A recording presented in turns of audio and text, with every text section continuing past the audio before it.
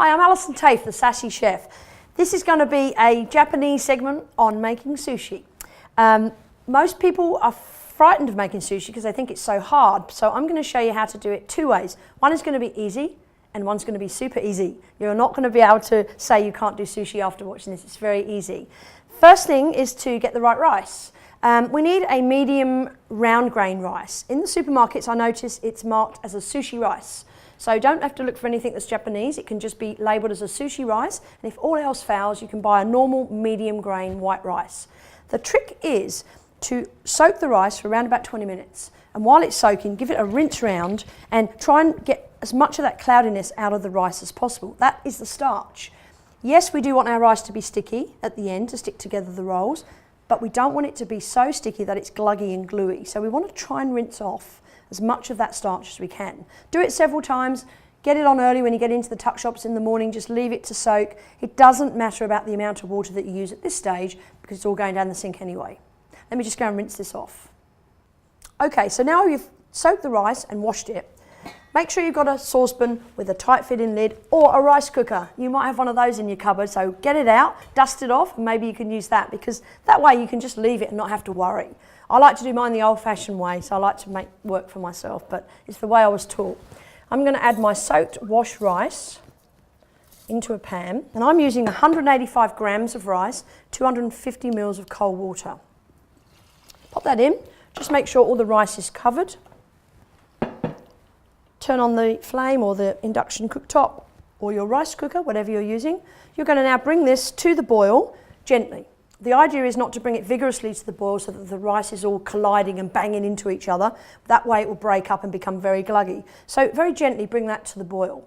The next stage is to wait for all the water to completely disappear. And we call that the absorption method.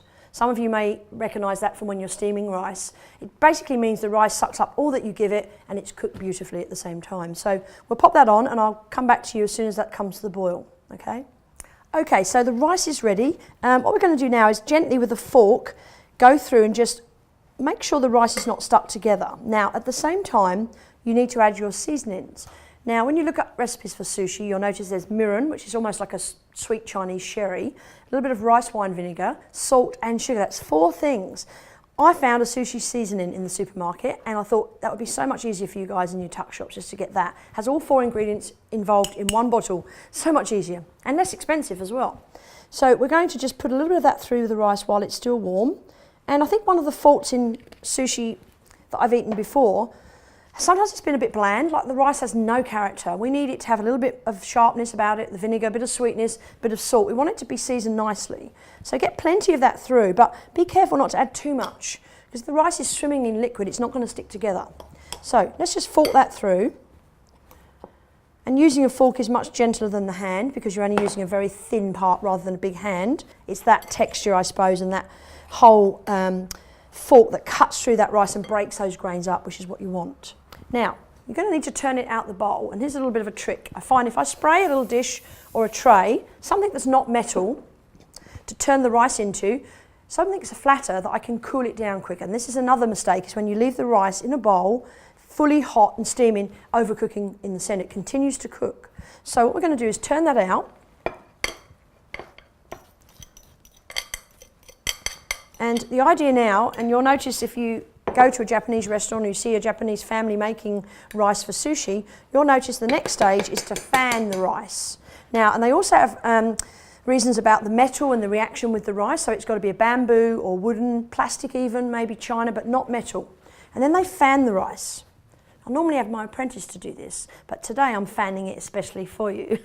But yeah, fan the rice until it's cool, but don't be frightened to turn it over from time to time.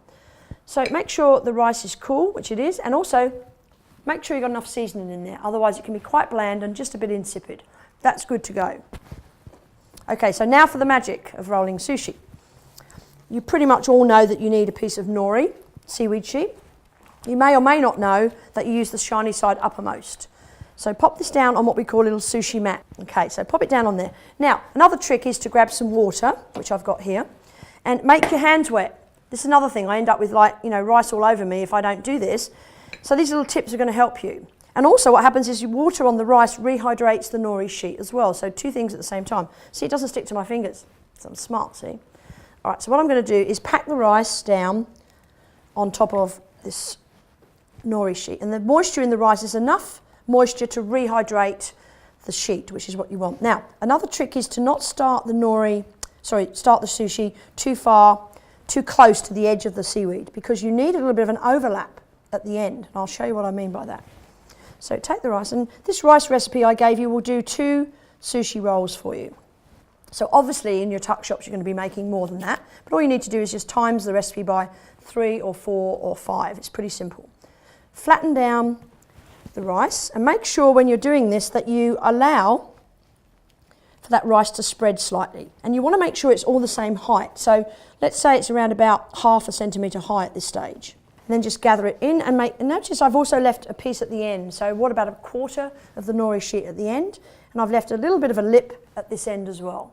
All right, so now the fillings. This can make a nice sushi at this stage. It can be made or broken by the use of a filling. So choose something that's nice, something flavourful. Got some tuna here, which I've mixed with some light mayonnaise.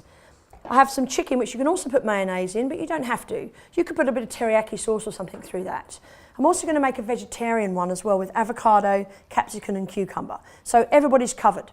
Fish lovers, meat lovers and vegetarians. Good for everybody. Okay, so what we'll do with this one is we'll pop a little bit of chicken down. Now the only thing is with chicken, I would say, is that it's because it's so white that we need to put some colour in there. We need some interest in the centre of our roll. Otherwise it's going to be quite boring, isn't it? So that's why I'm thinking maybe a little bit of extra character with some sauce through there, but it's entirely up to you. I am going to put a bit of cucumber in here to make it colourful. And notice I've cut my cucumber into the long lengths, left the green on for a bit of colour and texture, but I've taken the seeds out. Now what you can also do is pop a little bit of mayonnaise, and use a light mayo if you can. A little bit of mayonnaise along the top there, like just so. And make sure that you keep everything there centralised, because this is going to give you your roll and the grip for the inside. So you want to make sure it's nice and neat, and also this mayonnaise is good because it gives it something to stick to, which is great. It's like glue. All right, now don't worry about it going off the end because we're going to trim those anyway. Okay, so take a little bit of water on your hands and make sure that the first little roll you grab hold of the back of that sushi, that nori sheet that you've allowed a little bit of gap with. Okay, so what you're going to do now is use the mat to just roll up, and honestly, this is a trick here as well, is to tuck that filling in while you've still got the chance. Tuck it in, okay? Then once you start rolling, you see as you pull over, the mat will help you roll up the roll. Okay, not if you've put it the other way, you're in deep trouble if you've done that. All right, so now all you're doing is just coming up to join, and you see where the nori finishes and starts again here? See, we're smart, you see, we've left a little gap. Pop a little bit of water along that gap there, because what happens next is you want to make sure that you roll that shut. Okay, now the mat comes into its own, because what you do, you can see you're almost there, use this mat to pull, see I've only rolled it over halfway, is to pull back on the roll so you compress the rice. Basically compressing the rice means that you've got a neater looking nori sheet. Perfect. So just pulling back. Okay, so we've finished rolling the sushi. I'm now going to get some plastic wrap just to wrap it up in the fridge, because if you roll it up and put it in the mat, you're going to end up having to wait for it to set before you can make another sushi, which is not good. So we need to wrap this up, a little bit of plastic wrap. That will help to keep it from going dry, but it also gives us a little bit of ability to be able to just tie those ends up a little bit and just compress that sushi roll so we know it's nice and firm. Pop that one in the fridge. Okay, so let's make another one, in case you blinked and missed the first one. Okay, shiny side up, remember, a little bit. And you've got your rice, wet hands.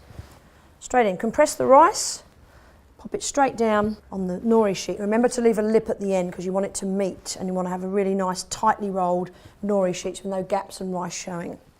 So pop it down, make sure it's about 1/2 centimetre high. So press it all down. This time I'm going to use tuna fish, so full of nutrients, full of omega-3, great for kids and their brains and memory for the afternoon, so it's a perfect lunch item. Just pop a little bit of tuna mayonnaise, just wipe my hands. A bit of tuna and light mayonnaise being mixed together, so this one's good because it helps stick it down in the centre here. The only thing is the colour again is a little bit, bland, so I'm going to put a little bit of capsicum in there. You could even put some spring onion in there, or even avocado with it, just to give an extra colour dimension here.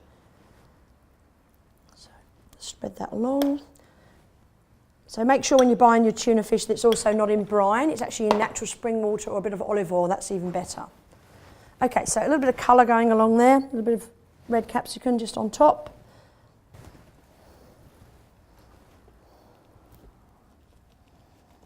Okay, so just roll him straight up, push that in just like we did before. A little bit of water on the edge, and that one will stick up for us quite nicely. Okay, so now just pull back like we did before with the mat, just gently pulling back on the nori and pulling back on your sushi roll, which is now perfectly formed. Just a little bit of plastic wrap like we did before. That one is also good to go in the fridge.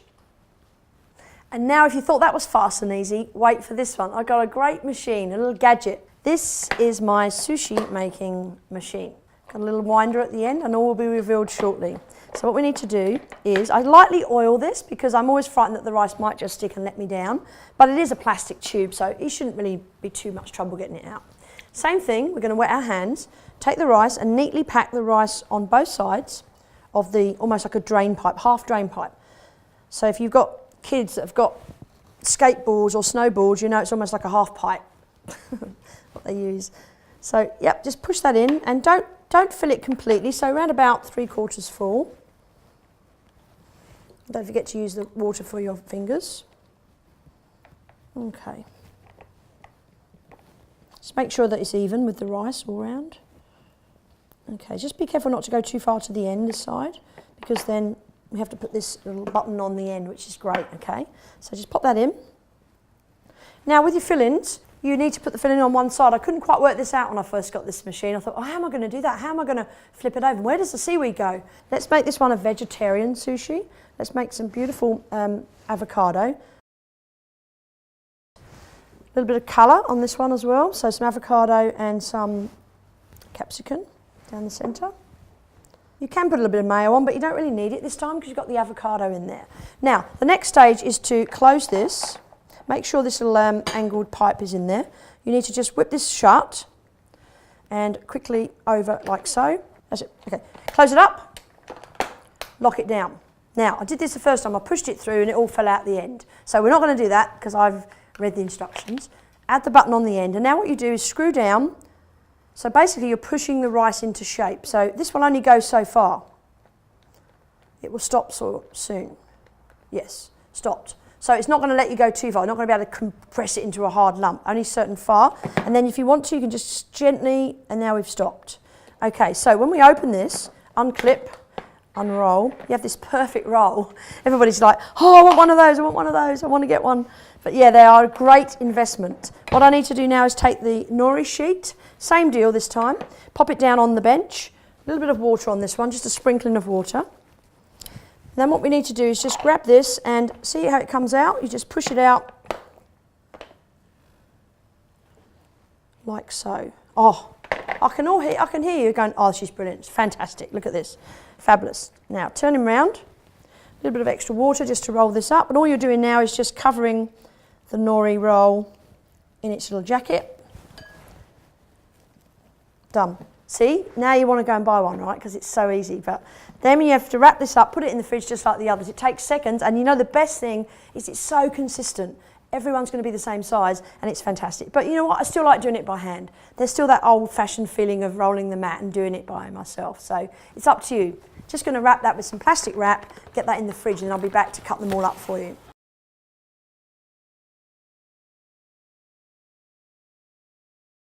Okay, so now the sushi's been in the fridge for about an hour or so, just until it feels firm to the touch. I wouldn't cut this up until you're just about to box it up, because if you leave it out too long, it's going to have a little bit, it's going to get a bit firm, and the rice might go a bit hard as well. So unroll it.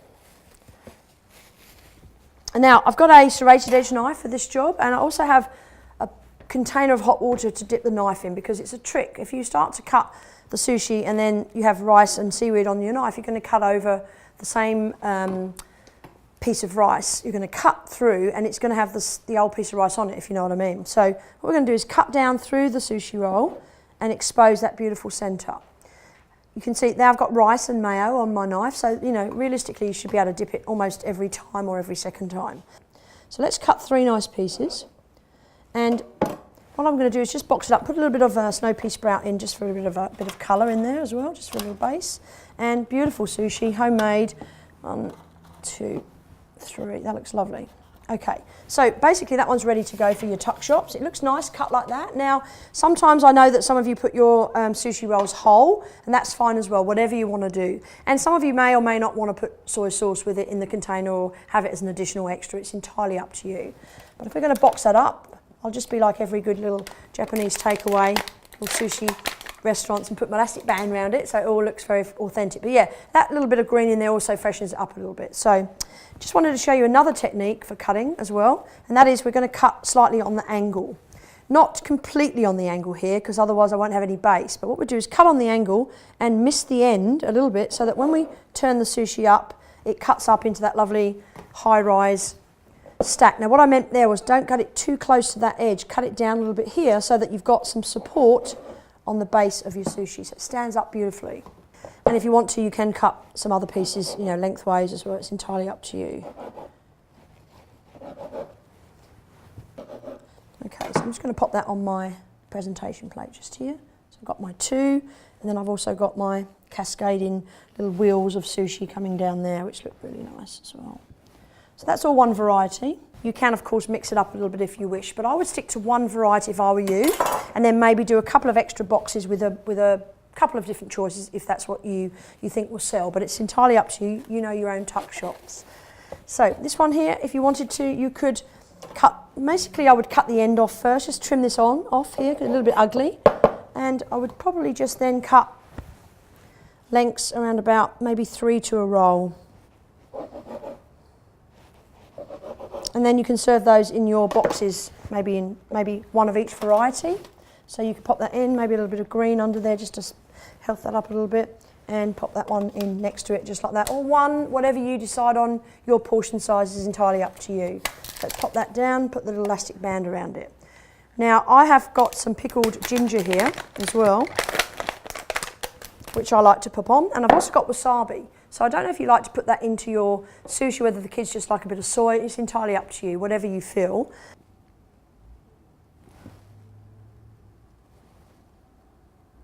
And I'm just going to pick a little bit of pickled ginger and just roll it and mould it round almost into like a little flower of ginger on the side there. So that's if you're at home and you want to impress.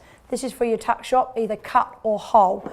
It's entirely up to you what accompaniments you put with that, but quick and easy in just a few minutes. And remember, the sushi machine's great if you can have one, but you know what, you can still go the old-fashioned way and do it by hand. So don't forget, all the recipes for the sushi today are on the Smart Choices website, and I hope you've enjoyed seeing how easy sushi can be. So why don't you go ahead and health up your tuck shop with some Smart Choice sushi.